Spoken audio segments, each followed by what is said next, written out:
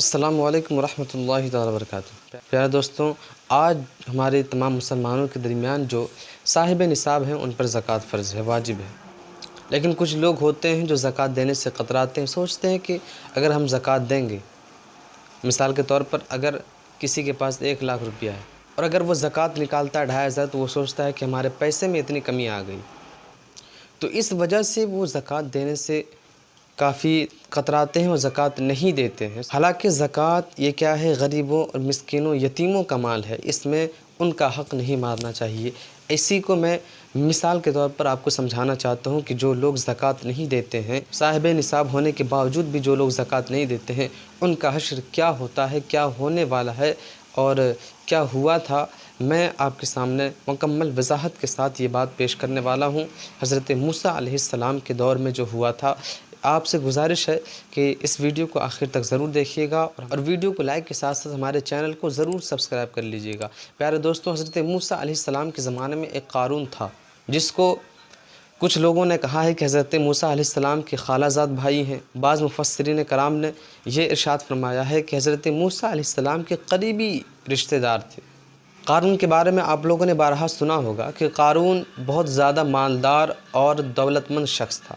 قارون اتنا زیادہ مالدار تھا، اتنا دولت مند آدمی تھا کہ جب وہ کہیں آتا جاتا تھا تو اس کے خزانے کی چابیاں جو ہوتی تھی، اس کے تجوری کی چابیاں جو ہوتی تھی، تو کئی جانوروں پر اس کی چابیوں کو لاد کر کے لاتے جاتے تھے۔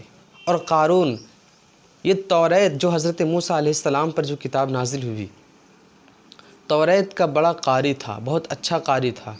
اور جب وہ توریت پڑھتا تھا، اس کی آواز اتنی اچھی تھی کہ جب وہ توریت پڑھتا تھا تو حضرت موسیٰ علیہ السلام اس کو سماعت فرماتے تھے، اور حضرت موسیٰ علیہ السلام کو جب توریت سننا ہوتا تھا تو قارون سے یہ ارشاد فرماتے کہ قارون تم توریت کی تلاوت کرو، اور قارون توریت کی تلاوت کرتا تھا اور حضرت موسیٰ علیہ السلام اس کو سماعت فرماتے تھے۔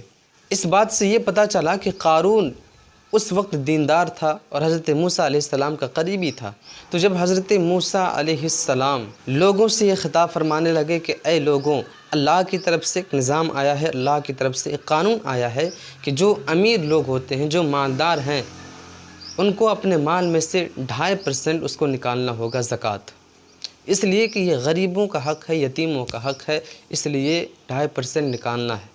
آج بھی لوگ پریشان ہوتے ہیں کہ جب سوچتے ہیں کہ ہمارے پاس اتنی دولت ہے، لیکن اگر ہم زکوٰۃ نکالتے ہیں تو ہمارے پاس بہت کم دولت بچتی ہے، تو ایسی صورت میں وہ لوگ زکوٰۃ نہیں نکالتے ہیں، غریبوں پر اپنا مال خرچ نہیں کرتے ہیں، یتیموں پر اپنا مال خرچ نہیں کرتے ہیں، جبکہ یہ زکوٰۃ جو ہے وہ یتیموں اور غریبوں کا حق ہے، لیکن اس کے باوجود بھی وہ لوگ اس کو یتیم اور غریب کو نہیں دیتے ہیں، بلکہ اس کو دینے میں ہچکچاتے ہیں۔ پیارے مسلمانوں، یاد رکھیں کہ فرعون پر بھی عذاب نہیں آیا تھا جلدی، اس لیے کہ وہ غریبوں کو کھانا کھلایا کرتا تھا۔ اور سامری کا نام آپ نے سنا ہوگا کہ سامری جس نے گائے بنایا تھا شرک کو عام کرنے کے لیے، بنی اسرائیل کی مدد کرنے کے لیے، جب وہ شرک عام کرنے کے لیے وہ گائے بنایا تھا تاکہ لوگ کفر کی طرف زیادہ مائل ہوں، حضرت موسیٰ علیہ السلام پر لوگ ایمان نہ لائیں، اس وقت وہ گائے بنایا تھا۔ لیکن اللہ تعالیٰ نے حضرت موسیٰ علیہ السلام سے یہ فرمایا کہ اے موسیٰ، سب کو میں نے عذاب دے دیا، لیکن سامری پر عذاب میں نے مؤخر کر دیا، یعنی اس کو میں عذاب ضرور دوں گا لیکن تھوڑی دیر کر دیا۔ حضرت موسیٰ علیہ السلام نے عرض کیا کہ یا پاک پروردگار عالم، سامری ہی سب سے بڑا منافق ہے، لیکن تو نے اس پر عذاب مؤخر کر دیا۔ حضرت اللہ رب العزت نے ارشاد فرمایا کہ اے موسیٰ، میں نے اس پر عذاب مؤخر ضرور کیا ہے لیکن میں اس کو عذاب دوں گا۔ میں نے دیر اس لیے کی ہے، اس لیے کہ وہ غریبوں کو کھانا کھلایا کرتا تھا، اپنا مال غریبوں پر لٹایا کرتا تھا، غریبوں کی مدد کیا کرتا تھا۔ اب آپ سوچ سکتے ہیں کہ جب ایک کافر، ایک منافق پر عذاب مؤخر کر دیا جاتا تھا تو ہم مسلمان ہیں، اگر ہم مسلمان اپنا زکوٰۃ بالکل صحیح سلامت نکالیں، جتنا زکوٰۃ بنتا ہے اتنا زکوٰۃ ہم غریبوں کا اگر دیں، غریبوں کی مدد کریں، تو پھر ہمارے اوپر سے پریشانیاں کیوں نہیں جائے گی؟ بالکل جائے گی، اگر ہم اس طرح کا کام کریں گے، اگر ہم زکوٰۃ بالکل صحیح طریقے سے نکالیں گے۔ تو جب حضرت موسیٰ علیہ السلام نے یہ لوگوں کو خطاب فرمایا کہ اے لوگوں، کہ جو بھی مالدار ہیں انہیں زکوٰۃ نکالنا ہوگا 2.5% ان کے مال میں سے۔ تو جو چھوٹے موٹے مالدار تھے انہیں زکوٰۃ نکالنے میں تو کوئی دقت نہیں ہوئی، لیکن قارون اتنا بڑا دولت مند تھا، اس نے کہا کہ میں کل سوچ کر کے بتاؤں گا۔ اور یہ جو اس نے کہا کہ میں کل سوچ کر کے بتاؤں گا، یہ شیطانی چکر تھا۔ مسلمانوں کو چاہیے کہ جیسے ہی اللہ رب العزت کا حکم آئے، مسلمانوں کو اپنا سر تسلیم خم کر دینا چاہیے۔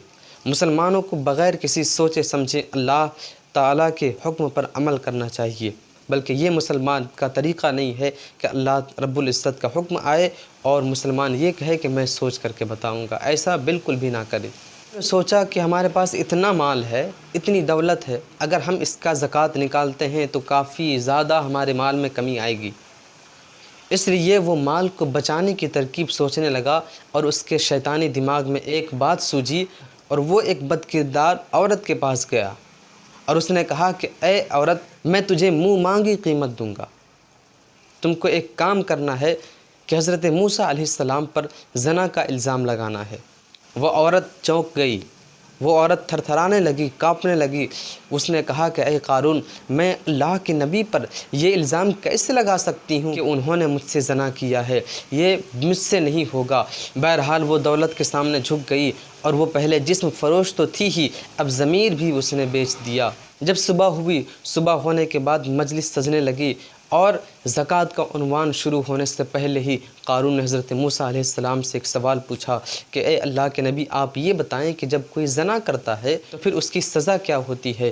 اللہ کے نبی حضرت موسیٰ علیہ السلام نے ارشاد فرمایا کہ اے قارون، جب کوئی زنا کرتا ہے تو اس پر سنگسار کیے جاتے ہیں، اس کو اتنے پتھر برسائے جاتے ہیں کہ وہ سنگسار ہو جاتا ہے، مر جاتا ہے پتھر برسانے کی وجہ سے۔ تو قارون نے یہ کہا کہ اے اللہ کے نبی، ایک عورت ہے جو آپ سے کچھ کہنا چاہتی ہے۔ حضرت موسیٰ علیہ السلام نے ارشاد فرمایا کہ وہ عورت کیا کہنا چاہتی ہے؟ قارون نے کہا وہ عورت یہ کہتی ہے کہ آپ نے اس عورت سے زنا کیا ہے۔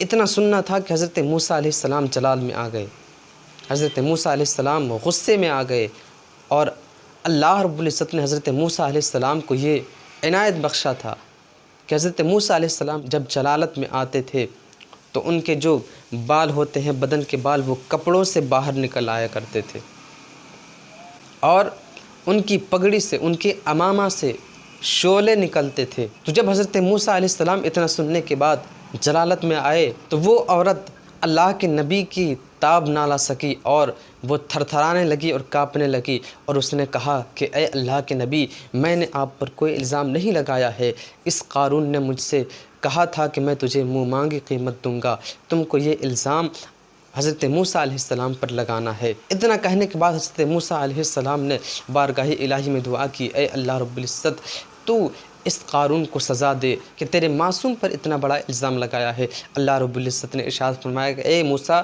یہ تمہارا گناہ گار ہے، تمہارا مجرم ہے، تو اس کو سزا دے۔ حضرت موسیٰ علیہ السلام نے زمین کو حکم دیا کہ اے زمین، تو پھٹ جا، اور اس کو اپنے سینے میں دبوچ لے، اور اس کو اپنے سینے میں سما لے۔ اور اتنا کہنے کے بعد زمین پھٹ گئی اور قارون دھس گیا زمین میں۔ مسلمانوں یاد رکھیں کہ وہ ایک زکوٰۃ نہ دینے کی وجہ سے اس کو اتنی بڑی سزا ملی، وہ اپنا مال بچانے کی وجہ سے اس کو اتنی بڑی سزا ملی، وہ غریبوں کا حق مارنے کی وجہ سے اتنی بڑی سزا ملی۔ یاد رکھیں مسلمانوں کہ ہمیں ایسا نہیں کرنا ہے، بلکہ اللہ رب العزت کا فرمان ہے کہ زکوٰۃ یہ غریبوں کا حق ہے۔ اللہ رب العزت نے ارشاد فرمایا کہ تم اگر 1 دو گے تو میں تجھے 10 دوں گا، اور اگر تمہاری نیت میں اور خلوص پیدا ہوگی تو میں تمہیں اور 70 دوں گا، اور زیادہ اگر نیت میں خلوص پیدا ہوگی تو تمہیں بے حساب دوں گا۔ یاد رکھیں یہ اللہ رب العزت دنیا ہی میں زکوٰۃ ادا کرنے کے بعد عطا فرماتا ہے، اور قیامت میں، آخرت میں تو ملنا ہی ملنا ہے۔ تو مسلمانوں ہمیں چاہیے کہ ہمیں تمام غریبوں کا خیال رکھیں، اور جتنا زکوٰۃ نکلتا ہے زکوٰۃ نکالیں، بلکہ زکوٰۃ نکالنے میں گھبرائیں نہ، اس لیے کہ اللہ رب العزت اسے نکالنے کے بدلے ضرور نوازے گا۔ امید ہے دوستوں آپ کو ہماری ویڈیو پسند آئے گی، لہٰذا اس کلپ کو اپنے تمام دوستوں، ساتھیوں اور اپنے تمام گھر والوں کو دکھائیں، اور ان لوگوں کے پاس شیئر کریں جو زکوٰۃ نکالنے میں کوتاہی کرتے ہیں، تاکہ انہیں پتہ چل سکے کہ جب حضرت موسیٰ علیہ السلام کے زمانے میں قارون پر یہ عذاب آیا تھا زکوٰۃ نہ دینے کی وجہ سے، کہیں ان پر کوئی مصیبت نہ آ جائے۔ السلام علیکم ورحمۃ اللہ۔